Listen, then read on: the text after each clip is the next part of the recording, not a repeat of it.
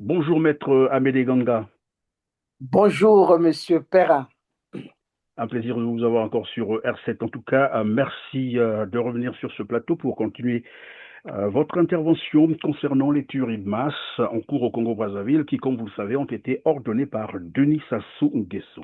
France 24 évoque une opération mortelle. Apparemment, le général Serge Boua de la direction générale à la sécurité présidentielle, donc DGSP, qui a déjà commis des crimes contre l'humanité dans le pool, à en croire évidemment Denis Sassou Nguesso lui-même qui le lui avait ordonné entre 1998 et 2000, se considère probablement intouchable, étant donné qu'il n'a jamais été inquiété par la justice et donc peut continuer à perpétrer des crimes contre l'humanité. Que peuvent faire donc les Congolais pour arrêter ce cycle de massacres, d'assassinats, sous le prétexte de lutte contre le banditisme au Congo-Brazzaville? Merci, Monsieur Perrin. Nous revoilà encore pratiquement dans la suite de l'émission qu'on avait déjà commencé conséquemment aux actes commis par les Koulouna, en tout cas sur l'ensemble de cette question existentielle de notre société.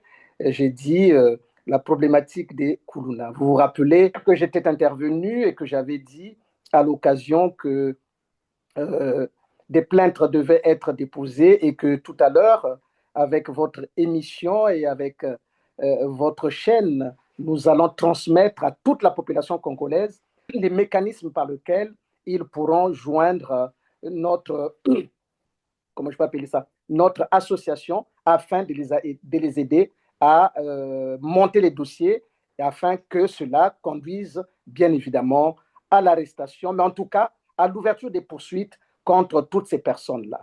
Mais avant que je ne commence, Monsieur Perrin, permettez-moi de vous dire que j'ai reçu beaucoup d'appels et beaucoup de commentaires depuis notre émission et que finalement certaines personnes auraient changé d'avis et c'est tant mieux si notre émission, votre émission, a servi à ce que certains finalement comprennent très rapidement, avec force, que effectivement, on ne devait pas combattre le crime par le crime. Et donc, de ce point de vue, permettez-moi de dire mes remerciements à tous ceux qui m'ont écrit, à tous ceux qui ont fait des commentaires avantageux ou même désavantageux, mais ce n'est pas grave, c'est le but du jeu, c'est tout à fait normal qu'on ne puisse pas avoir tout le monde Tout dans à fait. votre opinion. Mais en tout cas, mes remerciements iront particulièrement à M. Ayatonga qui a résumé un certain nombre d'éléments et qui a conduit à faire comprendre aux uns aux autres que, effectivement, notre société n'était pas une société primitive ni grégaire, mais ça devait être une société moderne. Maintenant, Monsieur Perrin, vous venez de parler et à faire un résumé brillant de ce qui se passe au Congo, puisque aujourd'hui même les médias en parlent, et c'est tant mieux. C'est tant mieux parce que pendant longtemps, le Congo était pratiquement fermé. Classé, voilà, il y avait un blackout médiatique presque, Un blackout c'est crimes. Ouais. médiatique exactement. Et donc, c'est tant mieux. Et je pense que vous devez vous-même vous en féliciter parce que je pense que vous avez contribué à tout cela. Alors, Monsieur Perrin, vous me dites qu'effectivement, les Koulouna aujourd'hui, ils ont instauré ce qu'on appelle, je pense, zéro Koulouna. Monsieur Perrin, Opération Zéro Kuluna. Mais après, on se pose la question tout de même, Maître Abedeganga, s'il existe un statut juridique de ce qu'on qualifierait Kuluna, c'est qui concrètement, ou bébé ben oui, noir? Parce que généralement, on vacille, soit on parle de Kuluna ou on parle de bébé noir, et là on comprend que c'est l'arbitraire. C'est quoi le exact. statut juridique? Apparemment, personne ne le sait. Ben, Monsieur Perrin, rappelez-vous, et d'ailleurs, je pense avoir été le premier à avoir dégagé l'élément qui consistait à dire qu'il n'y avait aucune catégorie juridique là-dessus. Et j'ai vu que plusieurs personnes, effectivement, sont allées dans ce sens-là. Mais enfin, Monsieur Perrin, vous savez bien que ces opérations se poursuivent.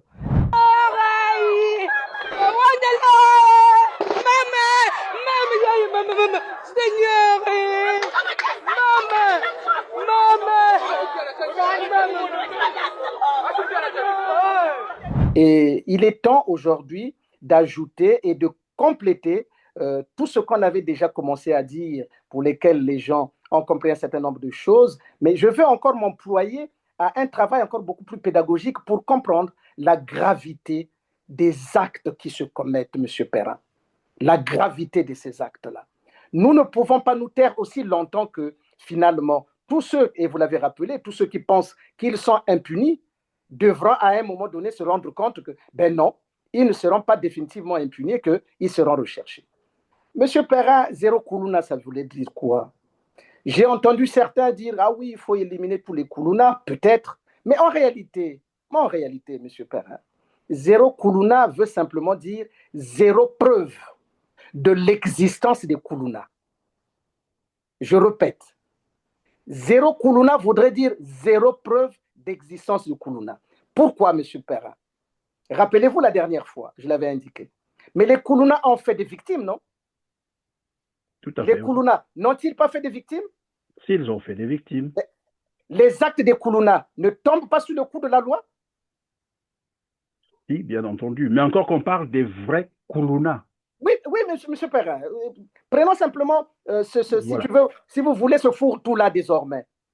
Si ces actes-là tombent sous le coup de la loi, ça veut dire qu'ils ne doivent pas tomber sous les coups des balles. Monsieur Perrin, les actes commis par les Koulouna ne doivent, ou du moins, tombent sous le coup de la loi, mais pas sous les coups des balles. Et rappelez-vous, quand j'ai fait le rapprochement entre ce que fait Sassou, Sassou aussi fait des actes qui tombent sous le coup de la loi, mais qui ne doivent pas tomber sous le coup des balles.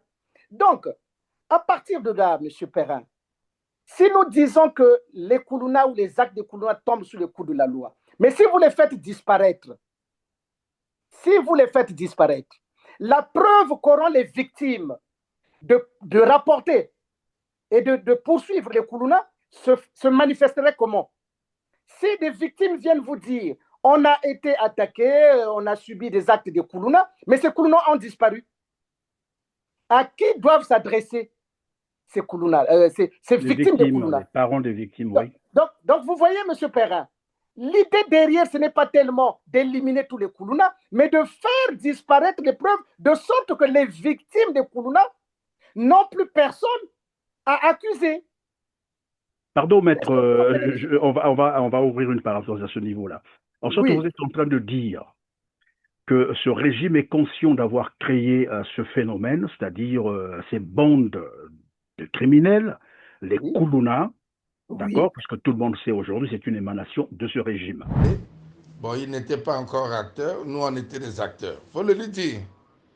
Ton petit frère a dit, lui il était acteur, toi tu n'étais pas acteur. Tu travaillais là-bas dans les laissez-passer. Quand eux, avec les Kamiyoko, ont décidé de ne jamais laisser asseoir les Souba. Ce n'était pas notre pouvoir. On a créé de l'insécurité partout. Mais ça avait un but. C'est de ramener les populations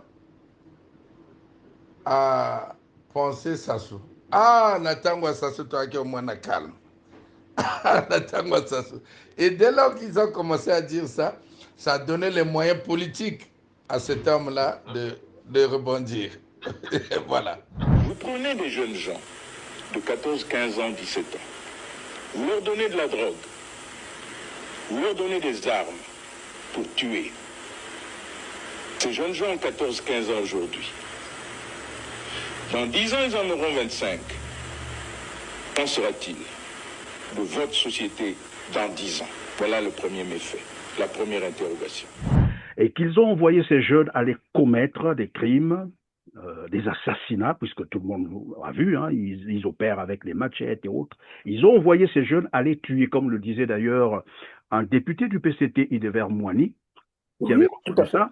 Et donc, comme pour effacer toutes ces traces, alors que c'est eux qui les envoyaient, et maintenant, ils ont résolu les éliminer pour effacer. Vous avez compris, M. Perrin, parce que si les victimes des Koulouna veulent porter plainte afin de les poursuivre, puisque ces victimes savent bien que ces actes tombent sous le coup de la loi, ils vont s'adresser à qui désormais? Donc, vous voyez que ça va plus loin que ça, M. Perrin. J'ai l'impression que les gens et les cadres congolais, ils réfléchissent, mais vraiment avec une légèreté et une simplicité et une superficialité qui m'indigne. Parce que Maintenant que les Kourouna vont disparaître, sous le coup des balles de ce régime-là, d'accord? Et les parents des Kourouna, ils vont maintenant s'adresser à qui? Est-ce que vous voyez là où on se retrouve aujourd'hui? Donc, les victimes de Kourouna n'auront personne à qui s'adresser et donc, ils ne peuvent pas poursuivre les Kourouna puisqu'il n'y en a plus. Donc, quand vous viendrez faire la preuve, quand vous viendrez plutôt pour poursuivre et dire que nous avons été attaqués par les Kourouna, on va vous dire, mais les Kourouna n'existent pas. Maintenant, qui va indemniser ces gens-là, ces victimes-là? Monsieur Perrin. Maintenant, quand les parents des victimes Kourouna vont considérer là-dedans, vous le savez bien, et je le répète, que ces Kourouna, on ne les a pas attrapés en pleine action pour dire qu'ils étaient en légitime défense. Vous comprenez? Non, non, non. Et donc, s'il n'y a pas de légitime défense, il y a simplement, purement et simplement, assassinat. Maintenant, ces parents-là, on va s'adresser à qui? Donc, vous voyez, monsieur Perrin, notre société, on neutralise les victimes des Kourouna qui ne peuvent avoir personne à poursuivre et éventuellement à se faire indemniser. Mais les parents des Kourouna non plus victimes, n'ont plus personne en face. Pardon, maître, est-ce que c'est ce qui a finalement poussé la DGSP d'obliger les parents, par exemple, voilà, les parents, les familles des victimes actuelles, à prendre des engagements de ne pas poursuivre la DGSP? Ah, vous voyez, M. Perrin, mais parce qu'ils savent pertinemment que ces actes-là, mais je reviendrai petit à petit, M. Perrin, parce que je pense qu'il nous faut un travail de pédagogie, là où pratiquement personne n'a vu ce que je suis en train d'expliquer aujourd'hui. Vous voyez, si les parents des Kourouna, et comme j'avais dit la dernière fois, on ne peut pas demander à un parent de livrer son enfant parce qu'il y a ce qu'on appelle en droit, ce qu'on appelle l'immunité familiale. Les parents complices, les parents complices. Dans la vie, il faut savoir faire des choix. Nous demandons humblement aux parents de faire le bon choix de la vie. Sinon, la force de la loi va s'appliquer sur eux. La force de la loi s'applique. Sans état. Un père ne peut pas trahir son enfant. Et ça relève de la loi. Ça relève pas simplement d'une mode ou d'une morale. Non, ça relève de la loi. On appelle ça l'immunité familiale. Vous voyez? Donc, voilà que ce père-là, qui éventuellement aurait pu être en face des autres familles victimes des Kourouna, pour que lui, en tant que père d'un Kourouna, aurait peut-être à répondre, soit en indemnisant, soit. Vous voyez? Donc, on aurait au moins deux parties. Mais là, les victimes des Kourouna n'ont plus personne en face d'eux, mais les Kourouna eux-mêmes victimes aussi n'ont plus personne en face. Quelle est cette société qu'on est en train de construire? C'est une société fondée sur la guerre de tous contre tous. Le sang appelle le sang. Et c'est ça. Mais monsieur Perrin, vous pensez que cet événement serait marginal? Mais non, monsieur Perrin. Quand Mariam Gouabi est assassinée par Sassou, Mariam Gouabi est victime. Mais Sassou va chercher des auteurs ailleurs pour les rendre coupables des actes qu'ils n'ont pas commis. Et ceux-là aussi deviennent des victimes. Donc, vous voyez le mécanisme par lequel Sassou neutralise l'ensemble des victimes qui, en l'espèce, finalement, ne peuvent pas poursuivre l'auteur. Parce que en fait, une façon pour lui d'effacer toute la chaîne capable de le poursuivre. Exactement, M. Perrin. Parce que la question qui se pose aujourd'hui, c'est la question des poursuites et donc de répondre des actes qu'ils ont eu à commettre. Vous voyez, M. Perrin? Donc, Sassou a commencé ça depuis longtemps. Dans l'affaire Mariam Gouabi, vous voyez bien que jusqu'à aujourd'hui, les victimes n'ont jamais rien fait. Parce que tantôt on leur dit, bah, Congo va Bomi, mais on va les poursuivre qui? Donc les couilles ne savent pas. Est-ce qu'il faut poursuivre Sassou? Il ne faut pas poursuivre ça. Il faut poursuivre les Bakongo. Voilà comment il essaie de brouiller les pistes, ce qui fait qu'à la fin, il n'y a aucune victime qui peut poursuivre M. Sassou. Mais j'irai encore plus loin dans les, comment vous appelez ça, dans l'affaire des explosions de Mpila. Vous voyez, M. Perrin, dans l'affaire des explosions de Mpila, il fait exploser le camp avec toutes les conséquences que nous connaissons, mais il s'amuse à aller indexer et à faire peser la responsabilité de tout à un individu qu'on appelle le colonel Marcel Soulou et bien d'autres.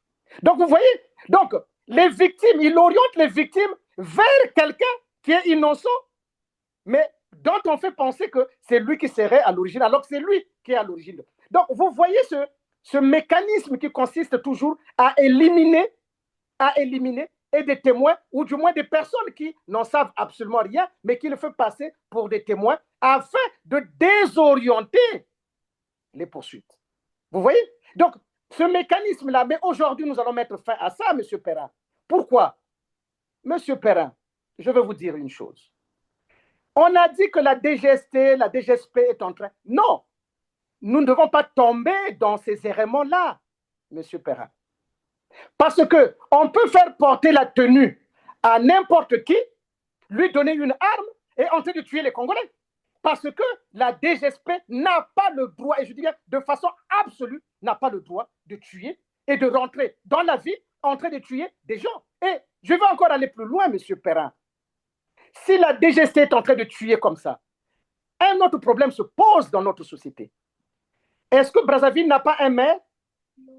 Brazzaville a un maire. Mais le maire est un OPJ. Comment ça se fait que des hommes en armes, dont on ignore, peu importe qu'on dise la DGSP ou qu'on ne dise pas la DGSP, dont on ignore la légalité, sont en train de tuer dans la ville? Premier point, M. Perrin. Premier point. Il n'y a pas un préfet à Brazzaville, il y a un préfet. Mais il est là pour assurer l'ordre public et la protection des biens et des personnes. Il ne le fait pas. Eh bien, c'est une question légitime, celle que vous posez. Qui est en train de tuer? Parce que c'est vrai que tout le monde est présenté comme élément de la DGSP, mais surtout qui sont cagoulés. Nous avons des informations qui nous parviennent pour dire que parmi eux, il peut y avoir des mercenaires étrangers, on ne sait jamais. Mais attendez, M. Perrin, j'arrive. La question, ce n'est pas tant de savoir, même si c'est la DGSP, même si, je dis bien, ils n'ont pas le droit de tuer les gens. Ils n'ont pas le droit de tuer les gens.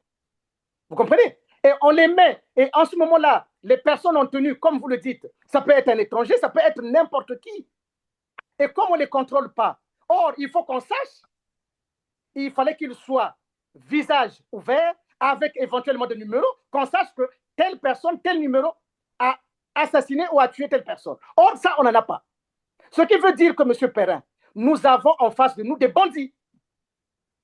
Nous avons en face de nous des bandits. Et donc, il n'est pas normal que le maire de la ville, le préfet de la ville, mais je vais encore aller plus loin, l'armée nationale, la police et la gendarmerie, dans la mission première, notamment pour les deux autres, la police et la gendarmerie, éventuellement aidées par l'armée, qui ont la mission fondamentale de la protection des biens et des personnes, ils sont en train de laisser qu'on est en train de tuer des gens dans Brazzaville, ou du moins dans le Congo. L'armée est où? La police et la gendarmerie. Mais c'est eux qui devaient s'interposer. Qu'est-ce qui se passe pour que l'armée, la police et la gendarmerie, autrement, de deux choses l'une, soit ils sont complices, et c'est très grave pour notre population.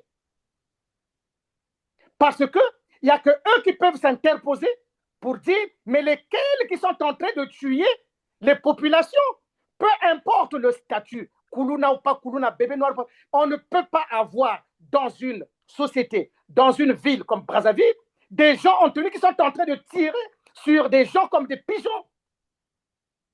Non, mais évidemment, ce sont des, comme qui dirait, des tueries de masse plutôt, les tueries de masse. Je l'ai dit d'entrée de jeu, simplement parce que nous avons, par exemple, une information qui venait de nous parvenir où on nous signale qu'un jeune a été pris par la DGSP et qu'il aurait commis un crime en 2023. Mais en quoi ça regarde la DGSP? En quoi ça les regarde? C'est la question qu'on se pose. Vous voyez? Donc, vous comprenez que quand je suis en train de vous dire qu'ils sont en train d'éliminer des témoins, ça donne l'impression de quelque chose qui était organisé. et qu'aujourd'hui, ils ont peur du boomerang et ils sont en train de les éliminer. Mais la question qui se pose aujourd'hui, l'armée et la police sont où? Parce que, M. Perrin, et je m'en vais encore plus loin, c'est que si c'est la DGSP, si c'est Oboa qui a donné ces ordres-là, M. Boa doit être arrêté. L'armée, la police, la gendarmerie doivent arrêter M. Oboa.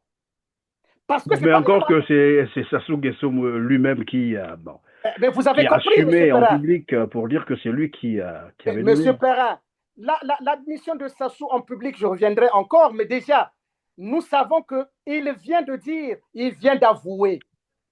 Donc, je ne comprends pas comment l'armée, la police, la gendarmerie sont en train de laisser Sassou sillonner le Congo après avoir admis qu'il a accompli les crimes les plus abominables. Monsieur Perrin, où est-ce que nous en sommes? Mais je vais vous dire une chose, Monsieur Perrin, et c'est ça qui sera plus grave. Monsieur Perrin, vous avez vu avec quelle désinvolture Monsieur Sassou a admis avoir commis ces massacres-là. Mais remontons de loin, Monsieur Perrin, je vous parlerai de Mariam Gouabi, de tout ça. Monsieur Perrin, je vais vous dire une chose, et c'est ça qui est plus grave. C'est très grave ce que je vais dire. Monsieur Perrin, Monsieur Sassou, ce jour où il a eu à dire que c'était lui qui avait commis ces actes-là, il n'y a ni plus ni moins un instant de folie. Monsieur Sassou est fou. Monsieur Perrin, retenez ce que je vous dis. Monsieur Sassou est fou. Ce n'est pas pour qu'il soit irresponsable des actes qu'il a eu à commettre. Parce que je vais vous dire, même les accusés de Nuremberg, devant la juridiction de Nuremberg, ils n'avaient jamais avoué qu'ils avaient commis ces actes-là. Imaginez, Monsieur Perrin, votre père sort devant tous les enfants et il sort nu devant vous. Vous en tirez quoi comme conclusion? Donc, Monsieur Perrin, la folie, ce n'est pas tellement de se dire « Ah, il est malade, on a pris le sang, il est… » Non, c'est par rapport aux actes que la personne commet. Monsieur Perrin, vous êtes informé, comme moi, qu'ils sont en train d'assassiner des gens et on laisse le corps.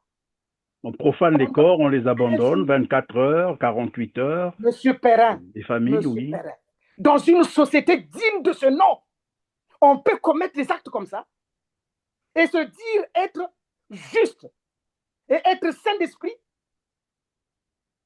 Monsieur Perrin, on ne peut pas avoir tué un cardinal, un ancien ami, son grand frère marien, faire disparaître un président de la République et commettre des pogroms et se dire qu'on est normal. Monsieur Perrin, non.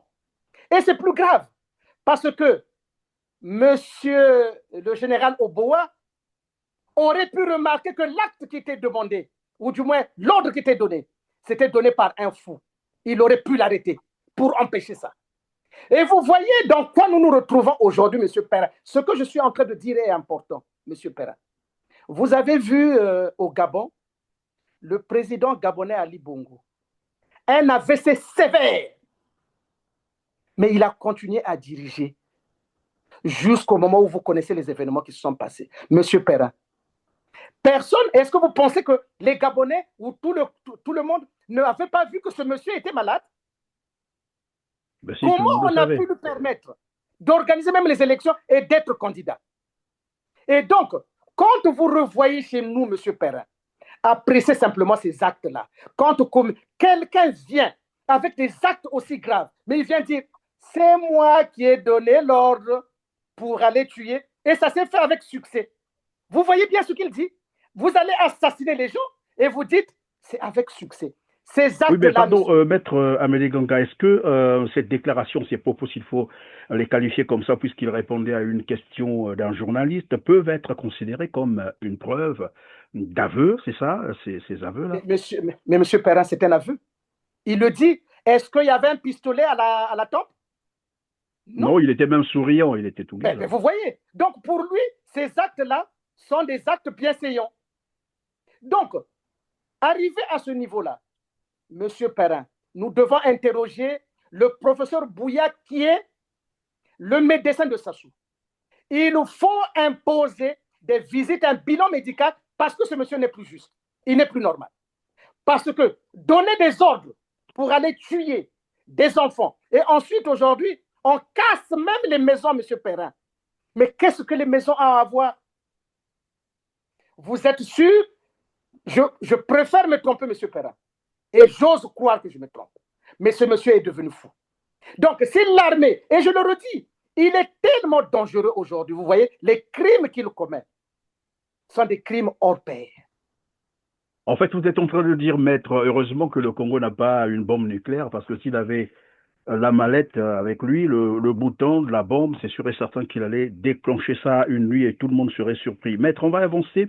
J'ai ici sous mes yeux un témoignage, c'est un texte que quelqu'un m'a envoyé de quelque part, je garde un peu l'anonymat. Voici ce qu'il dit, c'est un témoignage. Un innocent a été tué par les éléments de la DGSP. Cela s'est produit au quartier Matende à Pointe-Noire. Oui. Son prénom est Lionel. Il venait d'obtenir son baccalauréat l'année dernière. Il était venu passer les vacances chez sa tante, qui est la femme de mon oncle, mais je ne donne pas le nom. Lionel était à la maison, puis il est sorti pour aller faire des petits boulots, car il créait des œuvres d'art. Au moment où il s'est dirigé donc vers l'endroit où il devait travailler, par malchance, il s'est retrouvé dans la zone rouge où les éléments de la DGSP menaient leurs opérations. C'est là qu'il a été ciblé, touché d'abord au pied. Les habitants du quartier qui ont assisté à la scène ont même témoigné auprès de ces militaires pour leur dire qu'il n'était pas un Koulouna ou bébé noir. C'est quelqu'un qu'ils connaissaient très bien, mais ils n'ont rien voulu savoir. Après cela, ils sont partis, puis sont revenus pour l'achever, laissant son corps sans vie gisant en plein air avec interdiction de le déplacer pendant 24 heures. Oui, M. Perrin. Une balle au pied, 2 balles à la tête sur un innocent. M. Perrin, vous voyez que ce que vous venez de dire est suffisamment grave que je ne peux que m'incliner sur la mémoire de ce jeune que je ne connais pas. Et à leurs parents, il faudrait vraiment les encourager désormais. Et ça va être dit. Il y a un site que nous venons de mettre en place où Maître Ganga qui vous avait promis que je poursuivrai ces gens-là et qu'ils seront poursuivis et que forcément, tôt ou tard, ils répondront de ces actes. Il y a un site qui va être mis en place, peut-être travailler en collaboration avec les organisations, oui. Les organisations des droits de l'homme, en tout cas qu'ils aident ces familles-là, parce qu'il ne faut plus qu'on se retrouve dans la situation antérieure de l'assassinat de Marien Ngouabi, où tout le monde s'était tué. Non, peuple congolais, le temps est arrivé. Le temps est arrivé de parler, le temps est arrivé de mettre en exergue nos droits, vos droits. Je vous l'ai déjà dit et je le répète encore. J'ai déjà dynamité le système de M. Sassou. Vous voyez, aujourd'hui, je suis en train de vous dire que ce monsieur est devenu fou. Parce que, M. Perrin, dans la folie, il y a la paranoïa du pouvoir. Il y a la paranoïa du pouvoir. Quelqu'un disait le pouvoir rend fou et le fou n'aime pas rendre le pouvoir. Mais maître, est-ce que là, on ne va pas trop loin avec ce genre de qualificatif, Monsieur Perrin, affirmation qui nécessiterait des éléments beaucoup plus matériels que de le dire comme ça. Non, Monsieur Perrin, la folie n'est pas une maladie qu'on peut avoir corporellement, mais on l'apprécie en fonction des actes. Vous voyez que vous, tel que vous êtes, je pense que si on vous montre un corps criblé de balles, vous ne tiendrez pas. Non du tout. Ben voilà. Et M. Sassou, ça fait longtemps qu'il tue les gens. Ça fait longtemps qu'il tue les gens. Comment un être humain peut-il supporter de tuer autant de gens et rester normal? Et dans le même temps, il bat campagne, voilà. On est en train de tuer les Congolais, lui. Donc, il tue les Congolais, mais il bat campagne. L'armée, la police, la gendarmerie les laissent faire. Mais, M. Perrin, je pense que le PCT et tout le monde, et comme j'ai dit tout à l'heure, le professeur Bouya qui est son médecin, il faut le soumettre à une batterie d'examen. Parce que ce n'est pas normal, M. Perrin. Mais vous vous rendez compte, quelqu'un qui vient admettre que j'ai commis le génocide. Et pour lui, il en tire un succès. Vous êtes sûr que cette personne est normale? Peut-être qu'il le faisait juste pour apeurer tout le monde, pour dire à tout le monde, attention, celui qui va oser, il sait à quoi s'en tenir. Oui, mais M. Perrin, la même question reviendrait. Est-ce qu'un président de la République est fait pour... Il est fait pour faire peur? Ça veut dire que ce n'est pas un président de la République. S'il est fait pour faire peur, aucune disposition constitutionnelle ne le dit, ne le consacre. Aucune. Donc, en réalité, nous nous retrouvons aujourd'hui dans la peur de sa propre peur. Sassou a peur simplement de perdre le pouvoir. Et donc, ça le conduit à commettre des actes les plus abominables, ce qui est la traduction, si vous voulez, de la folie. Mais ça ne lui rend pas irresponsable. Simplement, ceux qui aujourd'hui l'entourent doivent maintenant faire très attention. Si le pays aujourd'hui est dirigé par quelqu'un qui en réalité n'est plus sain d'esprit et qu'on maintient parce qu'il appartient à la tribu, parce qu'aujourd'hui la conséquence, M. Perrin, de ce que nous vivons, c'est la tribalisation du pouvoir. Parce que quand vous prenez Oboa Sile Mboshi, vous prenez Okoy Mboshi, vous prenez Okange Mboshi, vous prenez King Mboshi, voilà les institutions qui devaient permettre à ce que la société soit régulée correctement. Et ces gens-là laissent faire. Maintenant, si le Congo n'a plus l'armée, n'a plus la police, n'a plus personne, bon, dites-moi, les populations vont se protéger comment?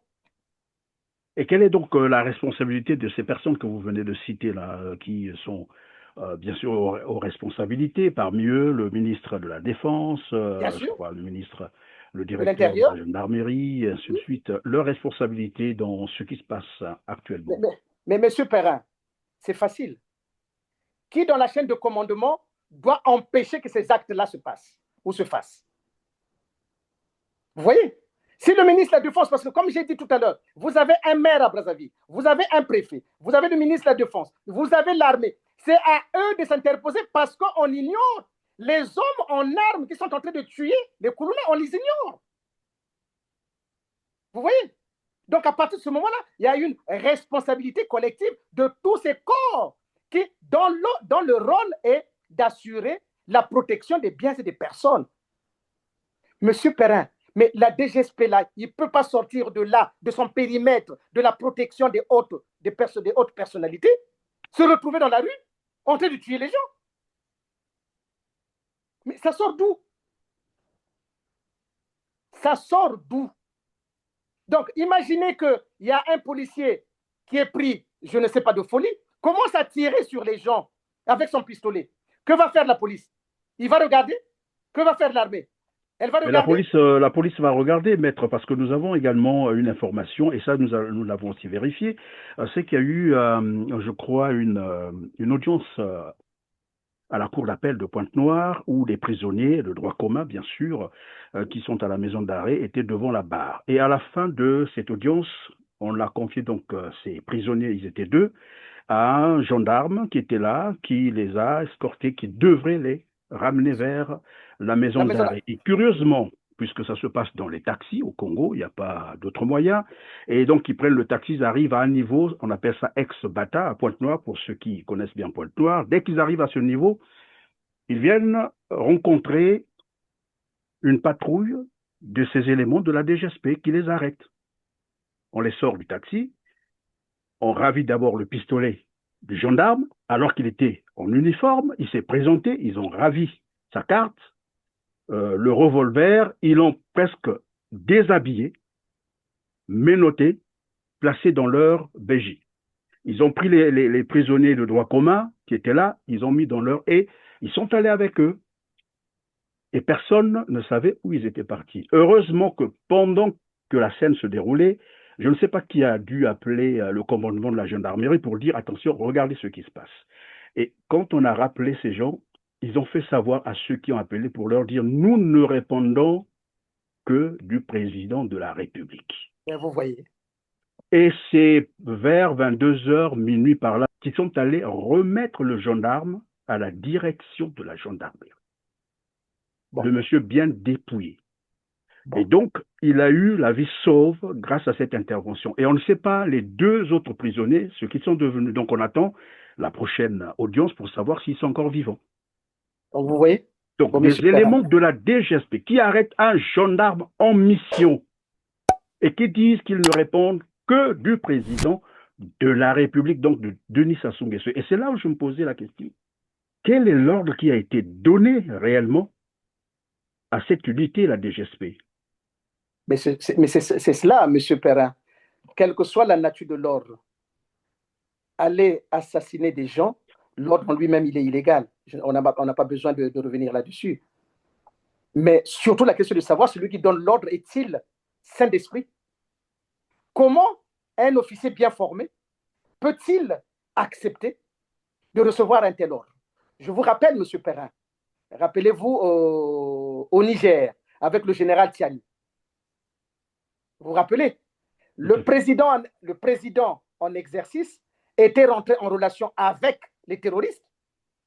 Le général Tiani, patron de la présidence, a arrêté ce type-là. Il a arrêté monsieur... Pour haute trahison, bien sûr, oui, bien sûr.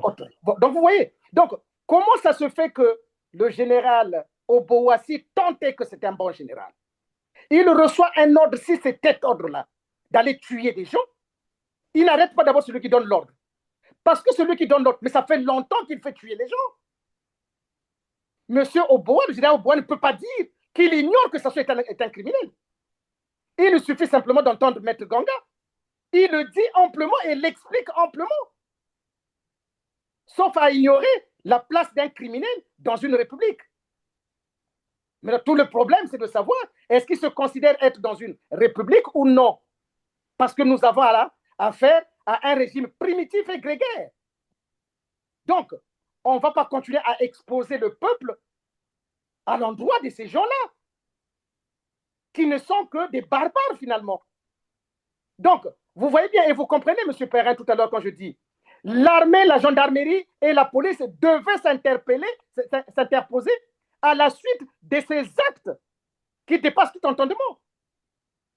Malheureusement, tous sont dans la logique de dire, comme c'est un phénomène qui a fait souffrir les Congolais, c'est normal qu'on se mette à tuer. Probablement qu'eux aussi sont entrés dans cette danse, toutes ces personnes que vous citez. Ou c'est la peur peut-être de dire à Sassou Nguesso, attention, ça, ce n'est pas normal. Mais si c'est la peur de dire à Sassou Nguesso, pourquoi ils le servent alors? Ils doivent démissionner en ce moment-là. Il faut démissionner. Parce qu'ils ne sont pas à la hauteur de la tâche. Alors, ils portent les galons de général, pourquoi? Parce que moi qui suis civil, à Brazzaville, j'ai affronté Sassou. Je l'ai affronté. Et pour la première fois dans l'histoire de la justice congolaise, j'ai fait libérer celui qui pensait être l'auteur et le coupable. Et je l'ai piégé. Il est parti attaquer le colonel Nsourou pour tuer plein de gens là-bas. Vous pensez qu'au Congo, il ne le sait pas? Le haut commandement ne le sait pas que Sassou est un criminel? Ils le savent. Donc, le moment est venu plus que jamais. Parce que celui qui parle aujourd'hui, ils le savent bien que celui qui parle, Maître Ganga, en sait beaucoup. Donc, si je dis que Sassou est un criminel, ils doivent l'arrêter. Mais non, ils ne veulent pas l'arrêter, pourquoi? Parce qu'ils appartiennent à la même tribu. C'est tout. Est-ce que le Congo avait été délégué ou missionné par une seule tribu qui doit faire souffrir les autres? Pour quelle raison? Ils gravitent, ils ont des grades, c'est bien, mais c'est fait pourquoi, ces grades-là? Malheureusement, alors maître, venons-en donc aux procédures judiciaires, oui, puisqu'il est question aujourd'hui de passer aux actions. On a longtemps épilogué autour, c'est vrai. Alors, qui sont passibles de poursuites? Bon, aujourd'hui, M. Perrin, alors, je pense que c'est la partie la plus importante aujourd'hui. Je veux le dire avec gravité, mais avec pédagogie. Pendant longtemps, on nous reproche, et peut-être à raison, que nous ne passons pas aux actes. Mais en réalité, la vraie réponse des actes aujourd'hui reviendra à toutes les victimes. Vous avez vu comment j'ai expliqué comment finalement on neutralise les victimes dans notre pays qui, en fin de compte, n'existent plus. Or, maintenant, ils doivent prendre existence, ils doivent prendre corps pour exister. Et pour exister, on vient de mettre en place un site www.frdrc.org, mais ça apparaîtra. Oui. Ça apparaîtra. Alors, toutes les victimes, mais je dis bien toutes les victimes, depuis l'assassinat de Marien Ngouabi jusqu'aux explosions de Mpila, aujourd'hui les Koulouna, n'hésitez pas à constituer vos dossiers, parce que je sais une chose aujourd'hui. Maître Ganga n'étant pas au Congo, vous n'êtes pas capable de déposer des plaintes, parce que seul moi pouvais aller déposer des plaintes si j'étais encore au Congo, parce que j'ai toujours demandé que ce monsieur-là soit arrêté. Et aujourd'hui, je le dis avec gravité, on va s'entourer de plusieurs avocats pour pouvoir discuter, pour pouvoir compiler l'ensemble des dossiers que vous allez nous envoyer. N'hésitez pas, envoyez tout ce que vous avez, vous irez dans... Alors, vous le faites avec un ordinateur, pas avec le téléphone. Vous prenez, vous racontez les faits comme vous le savez. N'hésitez pas, sortez tous les dossiers, et c'est ça qui va nous donner la force finalement de faire arrêter M. Sassou et de mettre fin à ce système. Peuple congolais, vous voulez qu'on mette fin à ce système? Je pense que la réponse est oui. En ce moment-là, je vous demande de travailler éventuellement avec les organisations de droits de l'homme pour constituer vos dossiers et nous les envoyer à travers le site. Et ça, l'avantage, c'est que personne ne saura que vous avez envoyé les dossiers. Et donc, vous êtes à l'abri de toute agression, de toute oppression. Donc, n'ayez pas peur, faites-le dans la plus grande discrétion, éventuellement, si vous avez peur, mais en tout cas, travaillez les dossiers avec soit des avocats, s'il y a des avocats qui peuvent faire les bénévoles pour vous constituer ce dossier, et ça serait bien, et j'en appellerai à mes collègues et confrères avocats, éventuellement, d'aider ces familles-là qui souffrent de plus fort. C'est souvent à ce niveau-là où ça cloche, parce qu'après, ils se posent la question, mais on a tout perdu, les enfants, les maisons et tout, voilà, tout le matériel est parti, on n'a plus d'argent pour aller, consulter les avocats, comment on fait? Oui, M. Perrin, c'est-à-dire qu'aujourd'hui, ceux qui ont des enfants qui ont fait droit, peu importe, il s'agit simplement de monter le dossier et de nous envoyer ce dossier-là, et de nous envoyer tous ces dossiers. Et j'insiste là-dessus, pourquoi? Parce que, M. Perrin, savez-vous, je vous le dis, demain, ce régime va partir. Nous allons commencer par mettre en place la commission communautaire d'indemnisation et de réparation. Notre première action, lorsque le Congo sera libéré, c'est d'abord et avant tout de mettre en place cette commission qui va indemniser et réparer et faire la réparation de tous ceux qui ont subi le préjudice de ce régime-là. Peu importe ses origines, son appartenance. Et dans le même temps, pendant ce temps, il faut peut-être dire à nos téléspectateurs, pour ceux qui voudront remonter les informations pour, les probables poursuites, c'est de se rapprocher aussi des ONG, comme on l'a dit, des organisations mentales qui savent déjà faire ce travail. Elles vont vous aider à constituer le dossier, à prendre des éléments de preuve et tout ce qu'il faut. Je ne suis pas spécialiste sur la matière, mais il y a bien des gens qui sont guéris. Pour cela, vous avez d'ailleurs les contacts qui s'affichent sur l'écran. Vous pouvez donc les joindre par WhatsApp. C'est beaucoup plus sécurisant parce que, si vous utilisez le téléphone GSM, on ne sait jamais, mais utilisez beaucoup plus WhatsApp ou passez par le site directement qui s'affiche à l'écran. Alors, Maître, nous sommes presque à la fin de cette émission. Que va-t-on donc retenir? Vous dites que ces gens sont passibles de poursuite. Probablement tous ceux qui sont en mesure d'arrêter ces massacres, mais qui ne le font pas. Je pense ici aussi à l'Assemblée, donc le président du Sénat. Exactement, M. Perrin. Le Premier ministre, Sassou Nguesso lui-même, lui, vous avez même dit qu'il a un petit souci mental. On verra bien. Il y a aussi le directeur de la gendarmerie, de la police, pourquoi pas, la justice. Toutes ces institutions sont curieusement aux abonnés absents. Exactement. Exactement, M. Perrin. C'est ça, M. Perrin. Parce que dans la ville, où il y a peur sur la ville, c'est l'armée, la police qui doit s'interposer. Ils savent bien que les actes qui sont en train de se commettre sont des actes illégaux. Ils le savent bien. Parce que leur rôle et leur mission première, c'est d'assurer la protection des biens et des personnes. Est-ce que ça veut dire aussi, je vais être précis à ce niveau-là, maître, ça veut dire que le ministre de la Défense est poursuivable en justice aujourd'hui? Bien sûr, bien sûr. De toute façon, tout le gouvernement aujourd'hui, personne ne peut dire qu'il ignorait ce qui se passait. Ils savent qu'ils sont en train de servir un président, soi-disant, qui est un véritable criminel. Je le redis encore. Sassou est le plus grand criminel que le Congo n'ait jamais porté. Donc, qu'ils ne viennent pas dire un jour qu'ils ne le savaient pas. Parce que quoi qu'il en soit, même si je ne suis plus en vie, M. Perrin, les juridictions qui auront à connaître ces dossiers-là, ils vont dire, il exista un jour, Maître Ganga qui avait déjà dit. Est-ce qu'à l'époque, vous entendez ou vous n'entendiez pas? L'avez-vous suivi ou vous ne l'avez pas suivi? Mais je sais aujourd'hui, M. Perrin, j'ai ma conscience tranquille. Tous les Congolais aujourd'hui savent qui est Maître Ganga.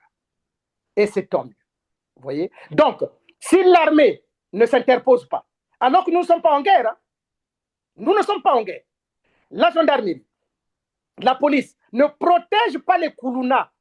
Quand je dis bien protéger, c'est de les protéger contre les assassinats dont ils sont victimes pour les mettre à la disposition de la justice.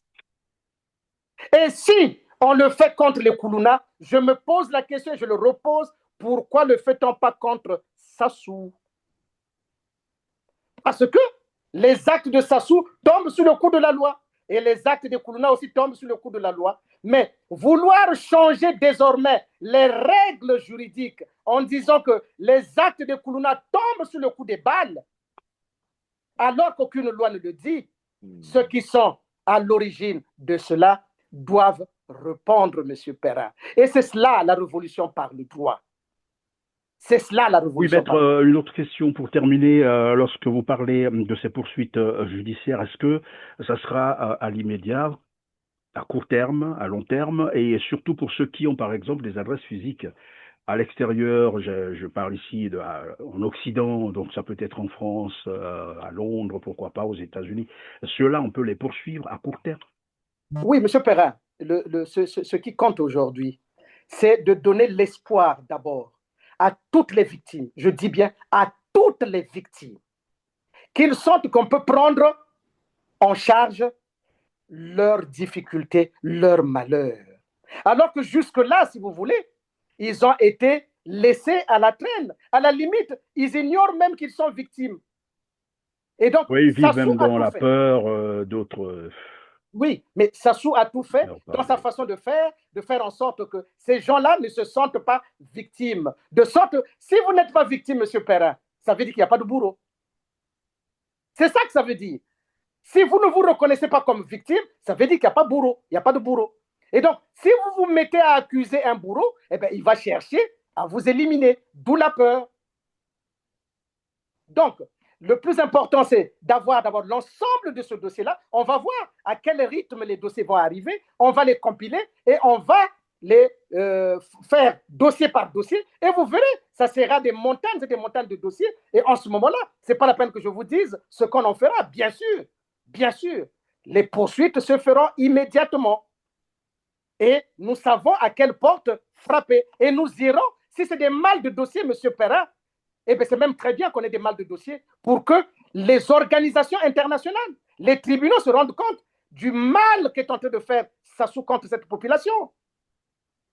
Voilà, M. Perrin. Vous voyez aujourd'hui, excusez-moi avant qu'on ne parte comme ça, qu'on ne se sépare, vous avez entendu la Likwala en train de pratiquement de chercher à quitter la République du Congo. Là. Oui, est-ce que vous vous rendez compte comment le Congo est en train de se désagréger en réalité?